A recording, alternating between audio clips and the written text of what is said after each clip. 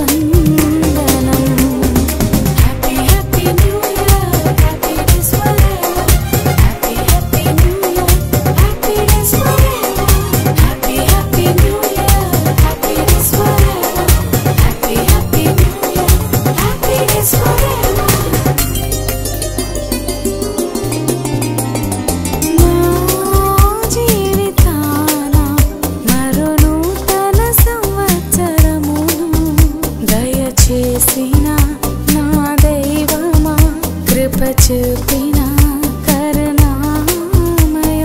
నీకేమి చెల్లింతును నా జీవితమే అర్పింతును నీకేమి చెల్లింతును ఇక నీ కొరకే జీవింతును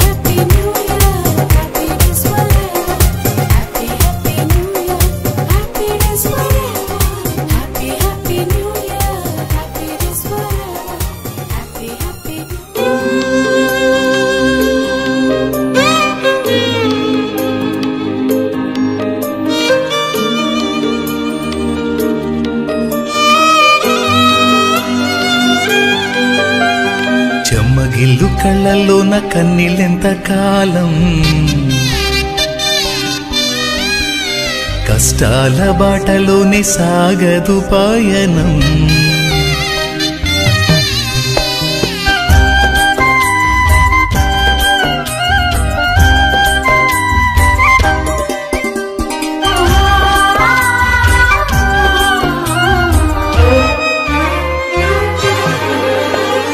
చెమ్మగిల్లు కళ్ళల్లోన కన్నీళ్ళెంత కాలం కష్టాల బాటలోనే సాగదు పయనం విడుదల సమీపించెను నీకు వెలుగు ఉదయించును విడుదల సమీపించెను నీకు వెలుగు ఉదయించును చెమ్మగిల్లు కళ్ళల్లోన కన్నీళ్ళెంత కాలం కష్టాల బాటలోనే సాగదు పయనం విడుదల సమీపించెను నీకు వెలుగు ఉదయించును విడుదల సమీపించెను, నీకు వెలుగు ఉదయించును.